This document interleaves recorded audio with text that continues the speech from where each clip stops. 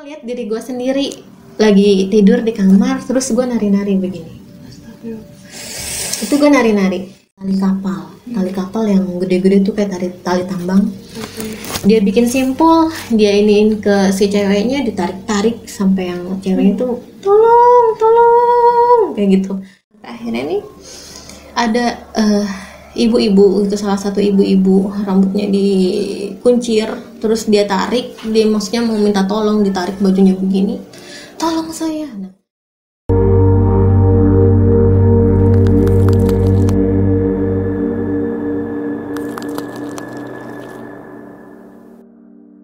Assalamualaikum warahmatullahi wabarakatuh. Ketemu lagi sama gue Syaira.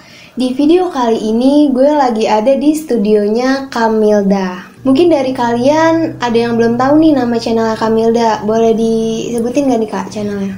Boleh, kalian bisa dukung atau subscribe channel gue di Milda Kurnia. Milda Kurnia. Sama akun Spotify Kak? Oh ya, ada. Jadi gue tuh punya akun Spotify, namanya Setengah Sayap, dimana isinya itu adalah cerita tentang orang-orang yang broken gitu, benar-benar putus sama pasangan, benar putus cinta. Kenapa? Karena gue tuh pengen netizen itu belajar kayak apa karakter development dari kisah cinta orang lain. Dan siapa tahu nih ada yang lagi galau, butuh referensi, gue harus gimana ya ke pasangan. Nah, kalian bisa dengerin Spotify gue di Setengah Sayap. Oh, jangan lupa didengerin guys. Iya, dan kalau kalian mau cerita juga boleh DM gue aja di @setengahsayap.podcast. Oke.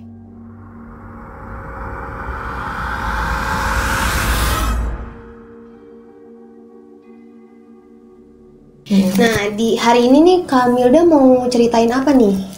Jadi ada memang, karena ini Republik Mistik, makanya gue mau cerita tentang kisah mistis yang gue alami di hidup gue gitu. Waduh, iya, ngeri. Apa nih Kak? Coba diceritain. Ini karena lumayan agak panjang, jadi harap dimaklumi. Jadi memang kalau misalnya gue itu dari kecil terkadang melihat hal-hal seperti itu, cuma gue masih denial nih. Cila kan ya? Iya, ya. Panggil aja Cila. Cila ya, oke, gue suka banget. Nah, dulu tuh gue memang suka lihat waktu kecil, cuma gue masih denial itu dalam arti bayangan kali, ini cuma sugesti gue doang nih, halu gitu ya, halu benar. Sampai akhirnya waktu gue kuliah, ada pacarnya temen gue ngomong gini, Mil, sebenarnya lu itu sensitif, sebenarnya lu melihat, tapi lu membohongi diri sendiri. Dengan cara apa? Oh, gue salah lihat, oh gue gini. Terus gue masih yang iya sih, tapi enggak gitu. Sampai akhirnya ya udah gue mengalami hal-hal mistis dari suara segala macam. Nah, ketika sudah menikah pun masih ngalamin gangguan suara kuntilanak. Gue pernah ngedengar suara babi ngepet. Aduh, parah di kampung gue, sampai 2 kali gue ngedengar suara babi ngepet di tahun yang berbeda gitu ya. Dan puncaknya adalah tahun 2019, di mana kisah gue ini diawali dari cerita kakak gue yang punya pengalaman mistis. 2019 setelah momen Idul Fitri, biasa kan kita ke rumah-rumah silaturahmi, dan gue tuh lupa deh 2019 tuh udah Covid belum ya? Kayaknya belum ya. 2020 awal. 2020 awal ya. Nah, abis dari lebaran ini kakak gue tuh silaturahmi ke rumah mamang, gue sebutnya mamang. Dia sendirian datang ke sana. Ini setelah pulang dari sana kakak gue nih cerita, Dek, tadi gue ke rumah si mamang A gitu. Masa dia ngomong gini ke gue, awal gue datang, sini Dit, duduk. Mau apa? Mau minum apa? Kakak gue tuh dalam hati nyeletuk kopi hitam. Dia langsung tahu tuh, mau kopi hitam ya, katanya gitu. Kok tahu? Kebetulan, pikir kakak gue waktu itu. Dikasih kopi hitam, terus tiba-tiba si mamang gue tuh ngomong gini, Dit, coba sini deh tangannya, dipegang. Di situ dia ngebacain, Dita bawa siapa? Bawa apaan? Katanya gitu. Bawa apaan, Mang? Dita nggak bawa apa-apa. Dita datang ke sini sama siapa? Sendiri, nggak sama siapa-siapa. Dita sebelumnya dari pantai enggak? Katanya gitu. gue udah mulai merinding. Aduh.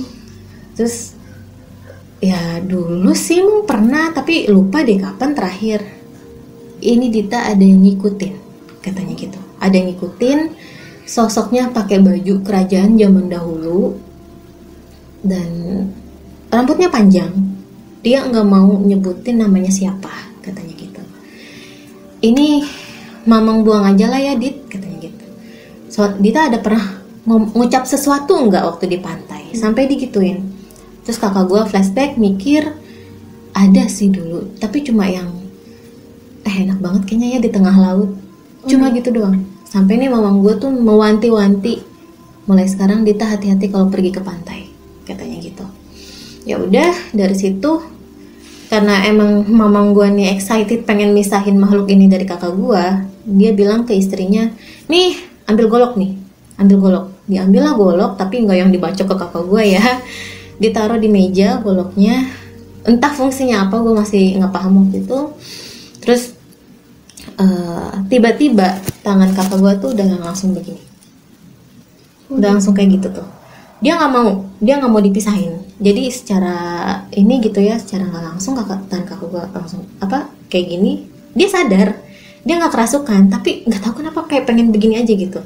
Nggak mau, di hati dia tuh pengen bilang, dia tuh udah yang ngoceh, nggak mau kayak gitu terus, nggak mau keluar gitu ya. Iya, nggak mau. Akhirnya mamang gue ini bilang, susah Dit, susah. Yaudah, pulanglah dari situ dengan banyak tanda tanya. Kakak gue akhirnya dia cerita nih ke gue.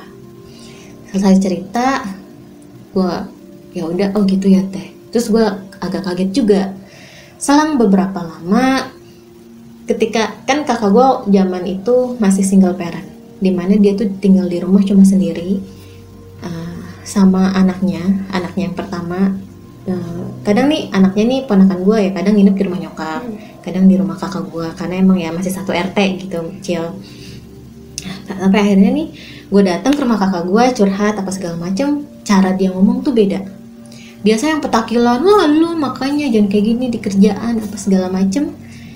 Ini beda, dia udah yang langsung nggak gitu deh, gitu. Aduh. Bijak. Oke, gue bilang, kok agak aneh ya. Tapi gue masih lagi-lagi gue masih belum belum notice kenapa nih kakak gue. Terus dari situ datang teman kakak gue lagi curhat masalah keluarga. Itu secara langsung gitu ya. Kakak gue bisa menebak, jadi kayak menerawang. Tapi ketika kakak gue ini menerawang, tangannya itu bergerak dalam arti yang aneh. Ya biasanya kita kalau ngobrol gerak ngapain sih, kan gini-gini doang gitu ya. Ini geraknya dia enggak, dia geraknya tangannya begini, gini. Terus kadang muter-muterin jempol di dengkul kayak gitu. Tapi kakak gue sadar, kenapa gue kayak gini ya. Biarpun ada beberapa momen yang dia nggak sadar. Tapi ketika dia gerak-gerakin jari tangan kayak gitu tuh, omongannya tuh udah yang wise, udah bijak. Dan ada lagi ya namanya kakak gue single parent, waktu itu datanglah cowok. Ini temennya dia yang udah beberapa tahun nggak tahu kabarnya, tiba-tiba datang, entah modus atau bagaimana, langsung diskak sama kakak gue. Kakak gue udah tahu nih tujuannya tuh kayak mau modusin gitu, main-main. Tapi kakak gue udah langsung skak, dia bilang, lu ngapain kesini? Lu lagi ada masalah juga sama istri lu. Tahu tuh kakak gue. Sampai nih si cowok ini kaget. Dit, kok lu tahu? Lu bisa apa gimana? Katanya. Enggak. Akhirnya si cowok ini mencoba ngetes gitu ya. Coba sekarang istri gue maksudnya istri gue sedang kondisi apa? Istri lu lagi hamil. Padahal nggak dikasih tahu. Hamil anak keberapa? Anak kedua. Sedetil itu gitu taunya. Gila gitu kan. Terus sampai, lu belajar ya? Lu belajar? Enggak, kata gitu.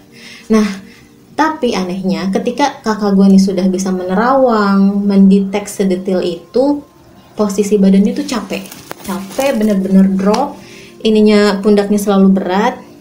Kasian kan gue, akhirnya ya udahlah, udah teh lu istirahat. Apa itu si sosok ini ya yang ngomong. Jadi sampai akhirnya gue nongkrong nih sama temen gue namanya Jaya. Memang dia itu sahabat gue waktu SMP. Kebetulan dia sahabat suami gue juga dari kecil.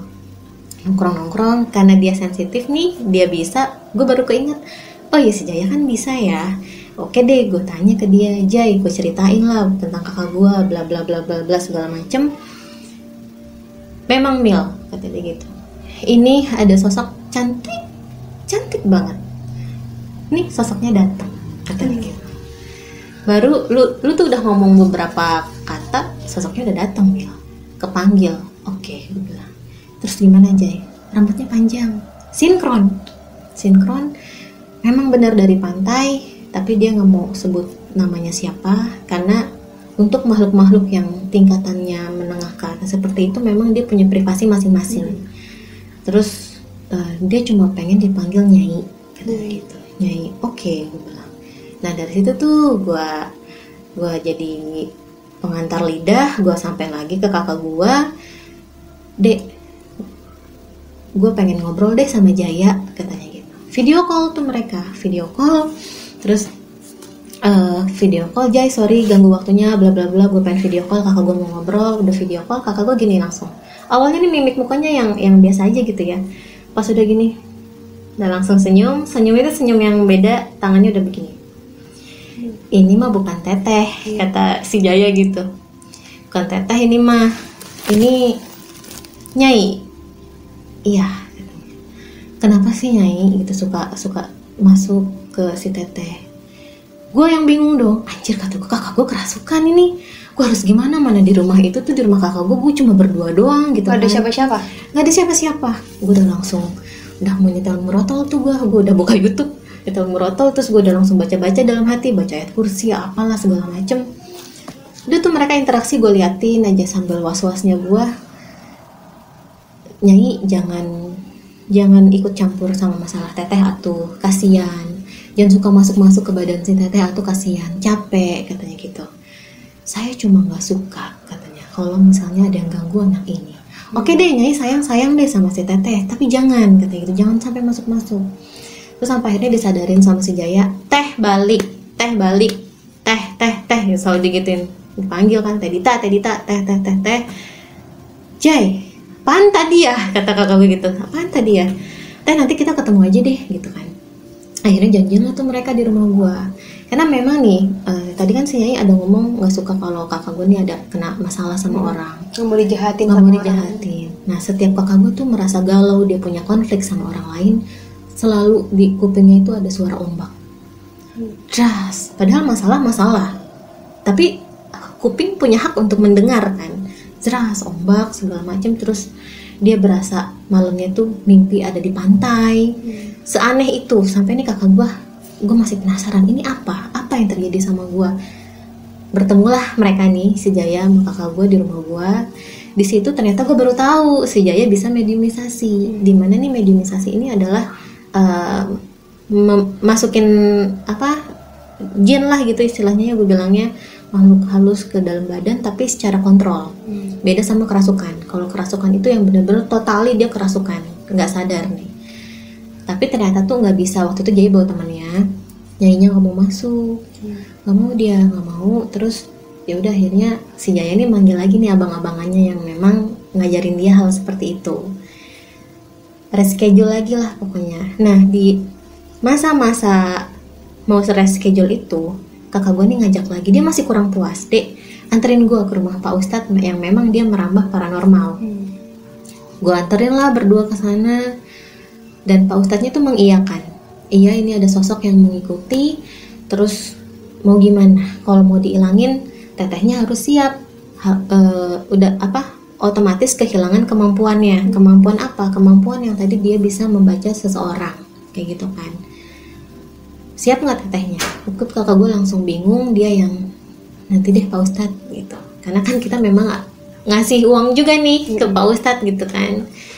Ya udah, akhirnya ketemulah nih mereka, sudah reschedule kan, Jaya bawa abang-abangannya itu. Nah di situ terjadi mediumisasi, si sosoknya ini akhirnya masuk ke salah satu mediator. Nah itu tuh di situ ada hal yang gue tuh agak gimana ya, ini bener nggak sih? Tapi dibilang nggak benar, sosok si Nyai ini nih sempat kayak ribut gitu sama si abang-abangannya, dan tercium bau amisnya amis ikan di pantai gitu ya, amis pantai gimana sih. Padahal gue nih sama laki gue nggak masak ikan sama sekali karena kita nggak makan ikan, alergi. Dan ini bau amis dari mana gitu kan. Sampai akhirnya si abang-abangannya ini melakukan suatu praktek lah ya istilahnya gue bilangnya. Dia mendatangkan atasan si nyai ini, dia begini, dan di jari dia itu udah ada kilat kayak petir kecil gitu.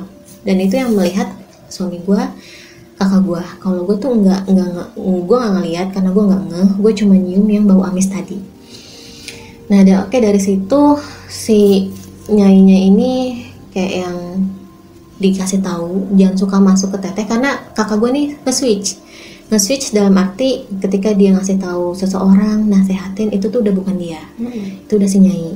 Nah dikasih tahu jangan suka masuk, takutnya tuh kita musrik gitu kan. Maksudnya yaudah lu kalau mau ngikut lu yang wajar aja di belakang, jangan sampai masuk ke badan, karena kan itu udah ikut campur sama urusan kita di dunia, iya dong. Nah udah dari situ dibilangin udah nih selesai, case close si nyai. Udah kakak gue udah nggak pernah kayak gitu lagi, chill. Beberapa minggu kemudian keponakan gue dia kerasukan. Jadi ponakan gue tuh ya anaknya kakak gue tadi kan, tadi gue cerita dia tinggal berdua di rumah, panas, emang lagi demam kali ya, tapi dibarengi dengan ketempelan. Itu awalnya kakak gue bilang telepon dia, dek malam ini lu nginep di rumah gua sama Alfi. Kenapa? Barusan si Getsa kerasukan. Oke, gue bilang kok bisa? Badannya panas, terus diurut.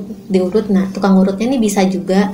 Ketika diurut, keponakan gue tuh udah yang langsung duduk sila, terus matanya merem, omongannya minta kopi, katanya gitu. Anjir gue minta kopi. Siapa lu? Kebetulan itu tukang urutnya barbar juga gitu ya. Keluar nggak lu? Berani-beraninya lu masuk ke anak kecil, katanya gitu. Kasihan ini anak sendirian aja. Enggak, dia nggak sendirian. Getsa banyak temennya, katanya gitu. Ya maklum ya namanya anak yang bapak ibunya berpisah, pasti kan dia sana sini, terkadang di rumah sendirian. Kalau kakak gue lagi ngajar apa ya dia di rumah sendiri kemana-mana. Mungkin sosok ini merasa iba atau bagaimana, gue nggak paham. Pokoknya gitu deh, dan susah untuk dikeluarin. Sampai akhirnya ya udah gue kebayang lagi sama temen-temennya Jaya yang waktu itu nolongin. Kakak gue juga sama ngomong kayak gitu, deh panggil deh si Jaya sama temen-temennya, gue mau minta tolong, kasihan si Getsa. Karena tuh gue kasih minum juga nih ponakan gue udah yang mata tuh merem tidur. Gue ngomong, dek bangun minum dulu ya, gue bilang gitu. Nggak mau, kata dia. Nggak mau, pengen ngeliatin orang-orang di luar. Anjir, gue bilang, orang-orang dari mana, lu lagi di kamar gitu kan. Gue udah langsung kesel, kata gue, lu ngapain sih di ponakan gue gitu kan. Itu ponakan gue yang gue rawat dari bayi, jadi gue juga berasa ibu gitu ya. Aduh, terus nggak lama nih datang nih akhirnya teman Jaya dan teman-temannya si abang-abangan ini datang. Di situ ada mediumisasi lagi dan membenarkan bahwa ponakan gue ini ketempelan. Nah itu sudah selesai diberesi. Nah akhirnya kan di situ kita ngobrol gitu ya, nongkrong. Kebetulan nih suami gue udah kenal lama sama si abang ini, cuma memang dia baru cerita aja kalau si abang-abang ini bisa. Akhirnya gue bilang gini ke suami gue, kamu belajar deh yang gitu, belajar. Aku nggak mau si Getsa kayak gini lagi. Aku nggak mau ponakan aku kerasukan, ketempelan lagi kayak gitu. Ya udah, yang penting kita tujuannya cuma sebatas bisa ngehandle aja nih kalau ada kayak gini. Jadi kita nggak yang nggak yang melibatkan mereka, merepotkan mereka. Apalagi kan ini teman kamu lah gitu ya. Belajar nih ceritanya dia. Ketika dia belajar, dia sudah belajar. Entah kenapa nih yang terjadi hal-hal atau interaksi sama makhluk halus itu ke gue. Jadi pernah ada suatu malam, ini 2 minggu setelah ngurusin ponakan gue itu, ada suatu malam gue bermimpi, Cil. Gue bermimpi, gue sedang berada di rumah yang tua sekali. Dindingnya itu anyaman bambu, lantainya lantai tanah, lampunya lampu semprong yang minyak api. Kok gue di sini ya? Ini di mana ya gitu kan. Tapi di situ kalau misalnya mimpi tuh pasti gantinya tuh cepet, kayak ganti slide gitu ya. Tapi ini enggak, bener-bener yang gue ada di situ, terus gue mempertanyakan ini apa ya. Nah di rumah itu gue melihat sosok bapak-bapak pakai kaos singlet, kulitnya hitam, badannya gemuk. Dia lagi duduk di kursi plastik, dia duduk begini, plastik apa rotan ya, gue lupa deh. Dia duduk gini, dia liatin gue, matanya tuh beringas. Apaan nih ya? Marah Bapak-bapak. gitu? Marah. Kenapa ya, gue bilang gitu. Sampai akhirnya suasana tempat itu berganti. Jadi di kamar gue ngeliat diri gue sendiri lagi tidur di kamar, terus gue nari-nari begini. Itu gue nari-nari sambil ngomong, saya dulunya sinden, banyak yang seneng sama saya, katanya gitu. Dari situ gue ngerasa ada yang nggak beres dong. Anjir, apaan nih, gue bilang. Bangun Mil, bangun tuh gue udah langsung capek. Gue tuh maksain bangun, mau itu mimpi atau apa, gue maksain bangun. Gue udah capek, ngos-ngosan. Apa ya, gue bilang apa barusan. Terus gue bilang nih ke laki gue, aku mimpi ini, tapi entah kenapa di mimpi itu aku nyimpulin si sinden ini dibunuh suaminya. Jadi entah kenapa gue menyimpulkan sosok laki-laki yang kaos singlet tadi itu suaminya. Terus ya udah sampai akhirnya, biarpun masih kepikiran, bunga tidur kali ya, udahlah gitu, udahlah. Malam besoknya jam 4 pas itu kan alarm gua. Kalau misalnya kita baru bangun tuh alarm, kita udah langsung tahu handphone kita di mana kan, langsung snooze aja gitu. Nah pas ketika gua langsung snooze, itu mata gua masih merem, terus gua taruh lagi handphone. Ini ada suara gerakan nih dari laki gua nih. Duh, laki gue bangun lagi, udah biarin lah gitu. Gue bilang gini ke dia, masih subuh, tidur aja lagi. Hening tuh, suara gerakan gak ada lagi. Bangun lagi jam 4:30, alarm bunyi lagi 30 menit kemudian. Bangunlah nih gue berdua sama suami gue. Terus ternyata kata suami gue gini, aku tuh tadi jam 4 tangan aku gerak sendiri, nari-nari katanya. Hah, nari-nari? Wah, oke, fix, ini gak beres, gue bilang. Karena mimpi pertama gue mimpin sinden, malam kedua suami gue tangannya nari-nari, gue udah yang feeling ini nggak beres nih, nggak beres. Jadi nyambung semua ya? Nyambung, ini pasti ada sosok yang ngikutin, gue bilang. Lagi-lagi nih gue ngerepotin si Jaya. Jay, sorry gue ganggu, lu balik gawe boleh nggak gue ke rumah lu sama Alfi? Ada apa Mil? Ya pokoknya gue mau minta bantuan lu lah, gue bilang gitu. Nah dari situ tuh gue cerita. Belum sampai nih gue cerita ke Jaya, gue cuma baru bilang, saya dulunya sinden, banyak yang seneng sama saya. Gue belum bilang ke Jaya, tapi Jaya gue menyimpulkan sinden ini dibunuh suaminya. Belum. Jaya udah langsung ngomong gini, dibunuh suaminya ya. Anjir, gue bilang. Situ gue kaget sih.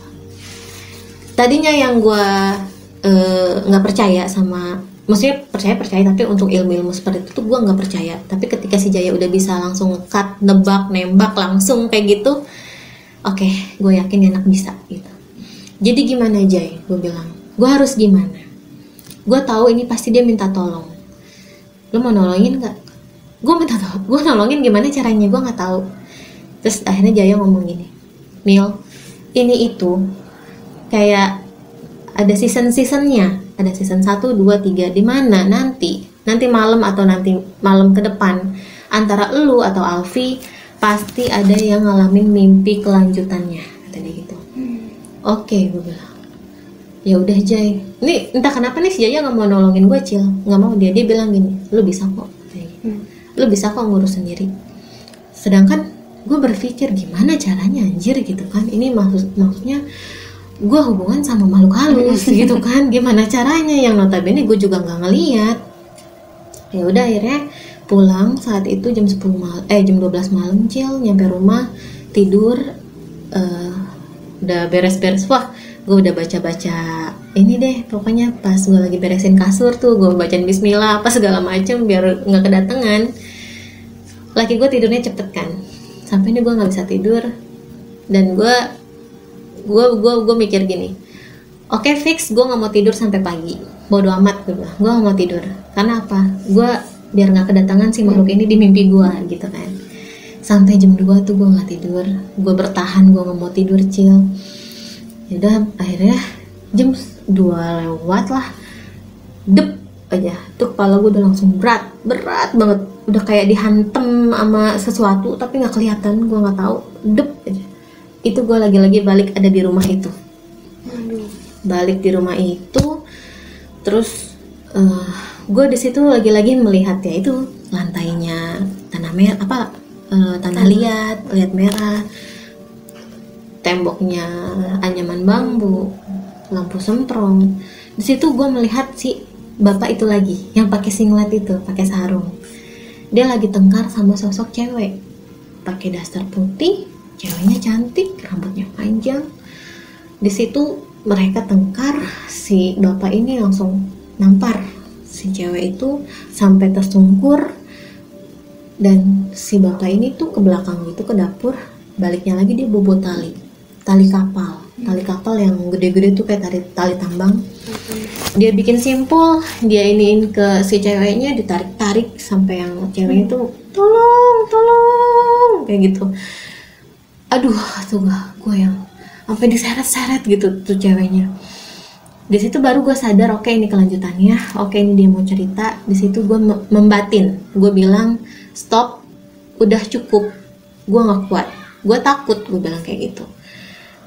Udah tolong jangan ganggu gue bilang. Gue capek, gue pengen tidur dengan tenang. 3 hari Cil gue tidur tuh gelisah terus. Gue kurang tidur, gue bilang kayak gitu. Lu kalau misalnya mau minta tolonglah datang ke orang-orang yang memang bisa, gue gituin. Gue nggak bisa, gue gitu. Ya udah akhirnya, tapi dari situ ketika gue sudah membatin seperti itu, kesananya nggak ada lagi. Pikir gue, oh mungkin dia ngerti kali ya. Gue ke Jaya lagi tuh, gue chat by WhatsApp. Jay, gue ngalamin mimpi keduanya, dia bilang dibunuh pakai tali ya Mil. Iya, padahal gue belum cerita ke dia. Kata gue ini suwe temen-temen gue apaan jago sih? Jago banget ya Wijaya. Iya si Jaya jago banget. Terus ya udah akhirnya gimana Mil? Gue batinin aja. Cabut akhirnya. Iya cabut. Ya udah.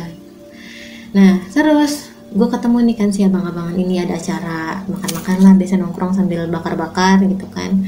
Gue cerita, lagi-lagi gue dikat lagi tuh, gue belum selesai cerita gue dikat, kata si abang-abangan ini dibunuh pakai tali kapal ya Mil ya, katanya gitu. Kata gue nih apaan sih orang-orang ini, gue bilang apaan sih gitu kan. Gue belum selesai cerita Cil, kurang sakti, nggak tahu, gue nggak ngerti. Terus iya bang, jadi gimana? Ya udah selesai kan? Iya sih. Lu kali Jay bantuin gue bilang. Ngapain amat gue bantuin lu, males katanya.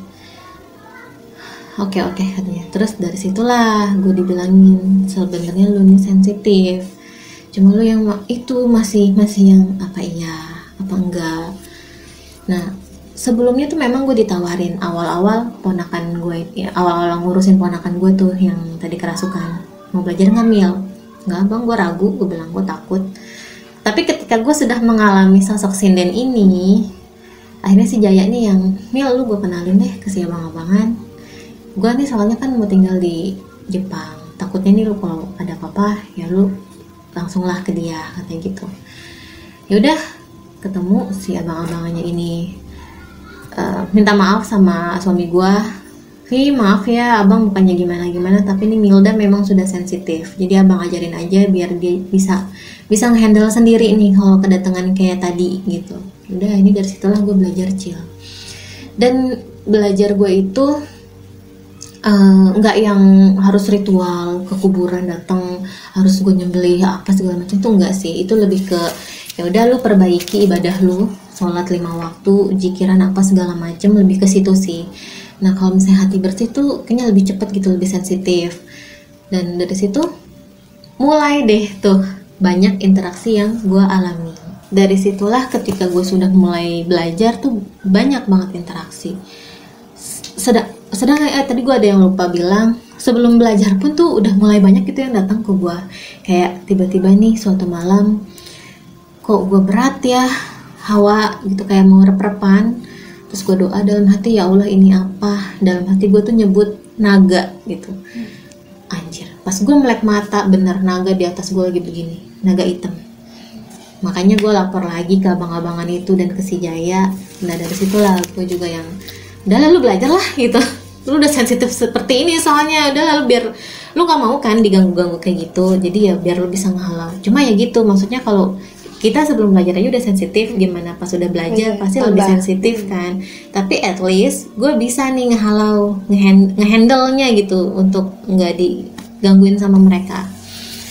Cuma waktu itu ada petuah Jaya yang bilang ke gue, anggaplah Mil lu belajar matematika, pasti soal lu juga yang datang tuh matematika biar lulus gitu kan. Sama lu belajar gaib, pasti yang datang ke lu hal-hal gaib, kata dia gitu. Jadi lu udah harus siap resikonya, tapi at least lu bisa balik lagi ke tujuan lu apa. Tujuan gue kan lebih ke ngejaga keluarga gue, ponakan gue sih yang nge-trigger gue gitu. Dan gue bisa ngehandle diri gue sendiri untuk hal-hal seperti itu. Ya udah, akhirnya dari situ mulai banyak interaksi. Ada waktu itu pernah awal-awal itu kayak, padahal gue merem nih, mata merem, belum tidur, masih cuma menjamin mata aja. Itu tuh kayak di benak gue tuh kayak ada amuba gitu.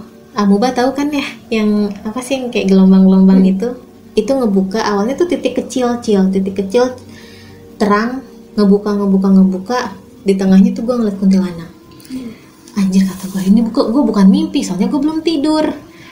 Suges, tapi gue suges apa ya ini ya, gue bilang. Nah dari situ tuh itu tanda-tanda awal gitu ya, ketika mungkin yang mereka bilang batin gue sudah mulai terbuka. Nah dari situ ketika gue menjamin mata itu gue memang lebih fokus untuk ngelihat sekeliling.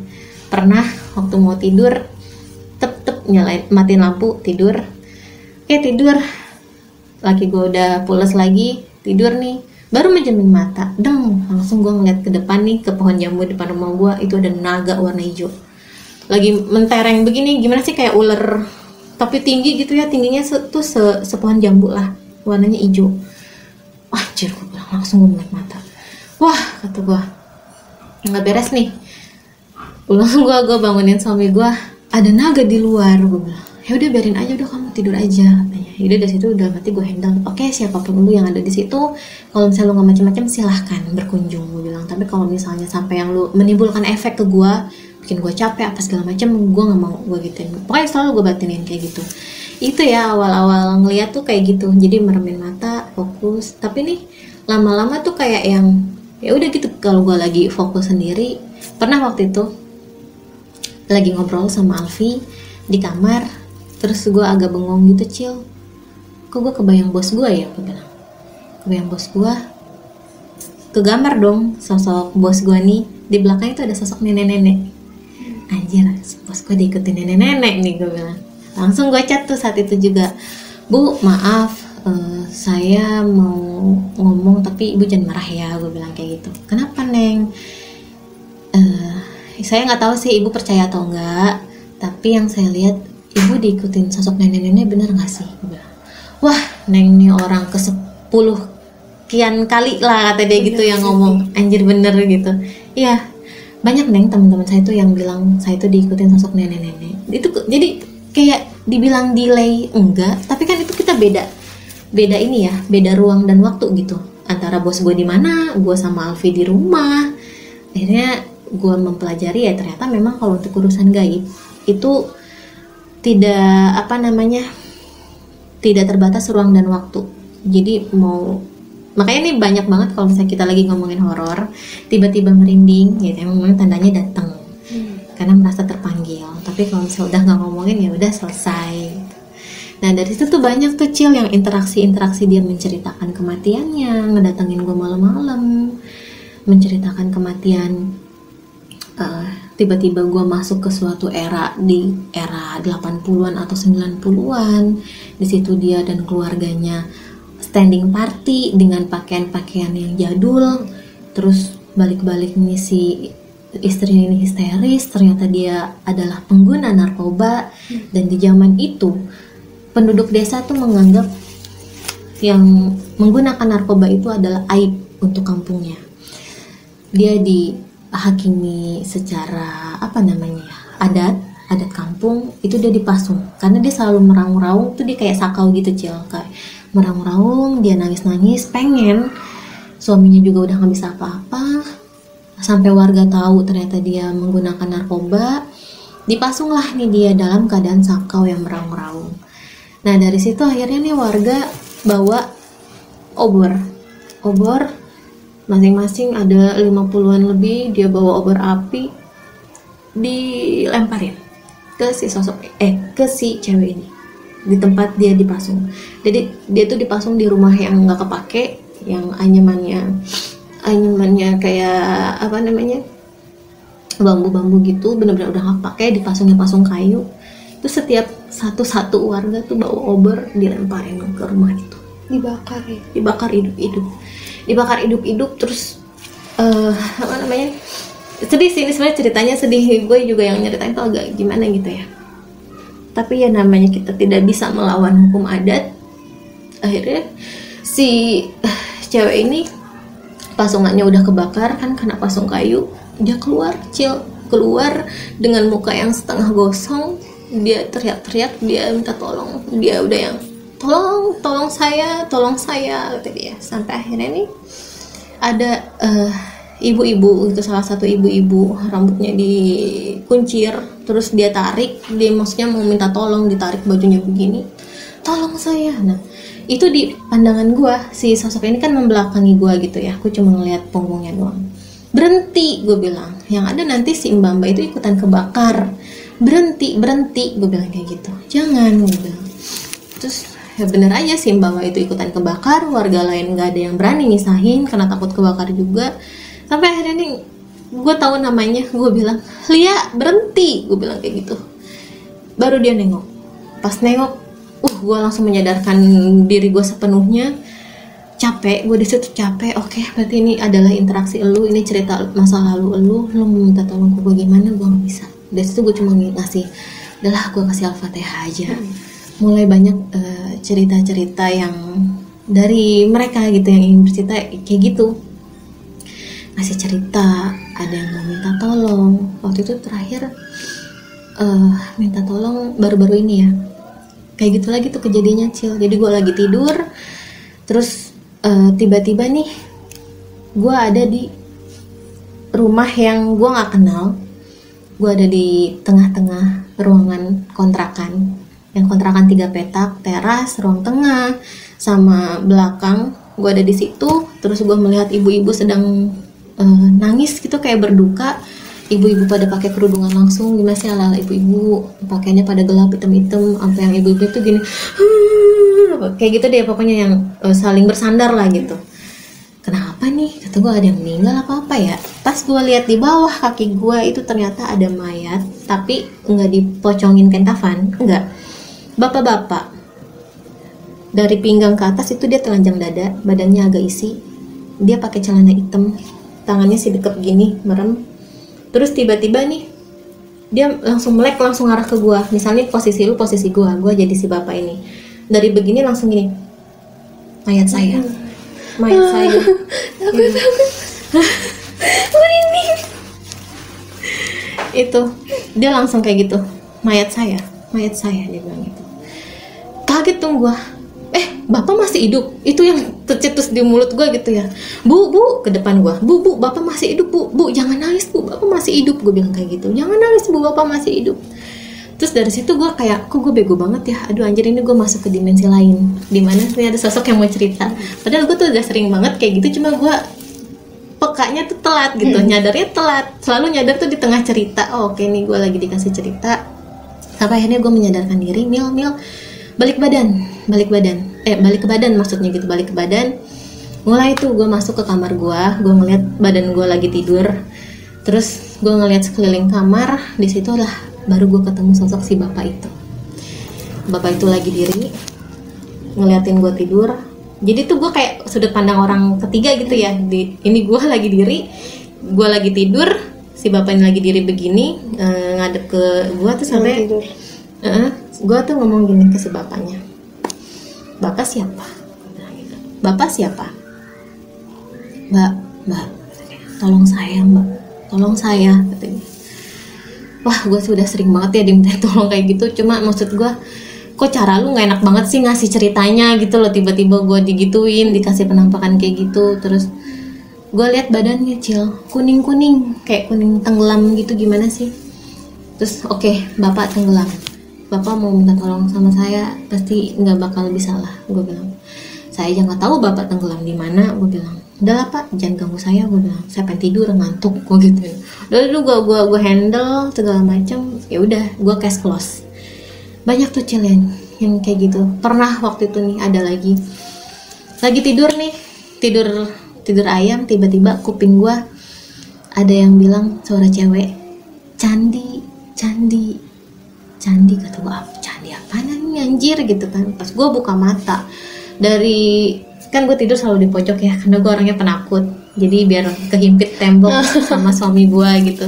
Pas gue nengok ke suami gue, itu langsung muncul dari balik badan suami gue tangan gosong gitu kan. Gak lama muncul kepalanya tuh kayak rambut klimis basah gitu, langsung muncul kayak face kuntilanak lah ya, kayak mirip-mirip Sodako gitulah munculnya. Lu mau ngapain sih, kata gue gitu. Gue ngantuk. Candi masih aja ngomong kayak gitu. Terus karena gue balik lagi, gue nggak mau gitu, gue nggak mau berinteraksi, gue nggak mau mendalami. Paling gue cuma yang candi apa, candi sejarah apa bukan, itu doang pertanyaan gue. Terus langsung kebayang kayak candi Borobudur tapi yang lebih kecilnya gitu, entah itu candi Prambanan apa candi Mendut, gue nggak tahu. Kebayang gambar itu. Terus oke, lu dari sejarah, gue nggak mau lah gitu. Gue nggak mau apa namanya, ngedengerin mau lu apa segala macem, ogah gitu kan. Gue pengen tidur, gue ngantuk. Yaudah akhirnya gue handle, gue halau, gue buang. Jadi interaksi kayak gitu yang gue dapet. Pun kalau untuk melihat seperti itu, gue melihat tapi pakai ini ekor mata gue, ekor mata. Pernah waktu itu ceritanya kan, lu tadi lihat teras gue ada tanaman kan. Gue tuh lagi nyiram tanaman, pulang dari rumah kakak jam 10 malam, iseng lah gue nyiram tanaman begini. Tanamannya yang di sebelah kanan, waktu itu belum ada ram besi tadi kayak yang kotak-kotak tadi ya. Jadi gue tuh nyiramin tanaman di depan, gue lengkap begini ke pagar gitu, gue lengkap. Di samping kiri gue nih ada suami gue lagi diri. Kata gue tuh, si A ngapain sih diri di situ? Kok dia diem aja, masih pakai hoodie-nya gitu, hoodie hitam. Daripada diem aja, mending bantuin gue nyiram tanaman gitu kan. Pas gue udah nengok nggak ada. Anjir, kata gue, brengsek, gue bilang. Langsung hilang. Itu dia langsung hilang. Terus gue teriak dong dari teras. Keluar nih dia dari dalam, udah ganti baju. Sepersekian detik kan kayaknya nggak mungkin ya. Dia udah ganti baju kaos tuh. Kamu kapan ganti baju? Udah lama kayaknya, 10 menitan yang lalu. Wah anjir, gue bilang ada yang nyerupa gitu. Udah tuh langsung gue minta tolong ke suami gue aja. Jadi itu Cil, interaksi yang gue alami kurang lebihnya seperti itu sekarang ini gitu. Aduh, serem banget ya ceritanya. Sampai merinding, apalagi yang bagian kakek-kakek. Langsung kebayang. Yang bapak-bapak tadi ya. Iya. Aku mau nanya nih Kak, dari semua cerita yang kakak ceritain ke aku tadi nih, aku ada yang mau aku tanya ini. Waktu keponakan kakak nih ketempelan, boleh dijelasin gak sih itu sosoknya kayak gimana? Jadi sosoknya itu anak kecil. Dia punya tanduk di sini, satu. Punya tanduk, kepalanya botak, badannya tuh hitam semua. Tuh iblis apa gimana? Kalau misalnya setahu gue sih kayak jin ifrit gitu ya. Jin ifrit. Coba deh searching deh jin ifrit gitu nggak sih? Salah ngomong bentar ya. Iya coba deh. Pokoknya semacam jin. Nah ini tuh sebenarnya dulu waktu dia masih usia 3 tahun pernah diajak ke pantai Cil. Dari situ pulangnya tuh udah langsung gelisah, dia yang kayak rewel, diobatin ya tapi nggak sakit, sampai akhirnya dibawa ke tukang urut, katanya wah ini mah dari pantai ya. Iya tahu aja bu gitu. Iya nih ada yang ngikutin nih jin hitam katanya gitu, tapi cuma gitu doang. Tapi ketika dia sudah dewasa, gue flashback dong, dulu dia pernah ketempelan, entah jin yang sama atau memang ya namanya pocong kan juga ada di mana-mana gitu kan. Mungkin jin yang semacam ini juga bentuknya tuh ada di mana-mana gitu. Itu dia sosoknya yang nempelin. Jadi hitam gitu ya. Terus kalau misalnya kakak lagi abis interaksi nih, badan kakak tuh setelah itu ngerasa kayak gimana? Pertama tuh capek, jantung duk kayak gimana ya, kayak deg-degan gitu. Terus capeknya nih kayak capek kerja, padahal kita kan tidur gitu posisinya. Capeknya kayak bener-bener capek habis kerja fisik lah seharian. Aktivitas gitu ya. Iya. Nah itu kenapa? Karena energi yang kita pakai untuk interaksi sama dia itu terkuras, makanya rasanya capek kayak gitu. Kalian bisa measurein sama orang-orang yang kerasukan total itu pasti udahnya pasti kayak pingsan gitu kan. Terus sama yang dia rebahan, istirahat, karena apa ya, capek. Itu sih. Oke deh Kak, makasih nih ya udah mau ceritain cerita Kakak. Aduh banyak banget ceritanya, seru-seru banget, serem-serem banget, sampai merinding. Terus dari awal kita datang juga udah dijamu pakai makanan. Tuh kakaknya baik banget, udah welcome banget ya pokoknya. Aduh, ngerti lagi dah. Sama-sama. Buat kalian yang mau dengerin ceritanya Kamilda lagi nih di channel ini, boleh komen di bawah. Jangan lupa juga mampir ke channel YouTube-nya Kak Milda Kurnia. Di sana juga banyak cerita-cerita horor, pengalaman-pengalaman mistis dari orang-orang nih. Nah, terus jangan lupa juga di-subscribe, di-like, di-komen, di-share ke semua teman-teman. Buat kalian yang punya pengalaman horor atau mau jadi narasumber langsung, kalian bisa DM ke Instagram Republik Mistik Official atau bisa melalui email yang ada di description box. Terus dukung channel kami dengan cara subscribe, like, komen, dan share ke semua sosial media yang kalian punya. Jangan lupa juga diklik tanda loncengnya agar kalian dapat notifikasi dari kita setiap upload video terbaru. Terima kasih nih Kak udah mau nyempetin waktunya buat cerita di channel ini. Semoga nanti di lain waktu kita bakal cerita bareng lagi nih kayak gini. Amin. Sukses terus buat Kamilda, buat YouTube-nya. Semoga sukses, semoga cepet berkembang. Amin. Oke, sekian dari kita. Wassalamualaikum warahmatullahi wabarakatuh. Waalaikumsalam warahmatullahi wabarakatuh.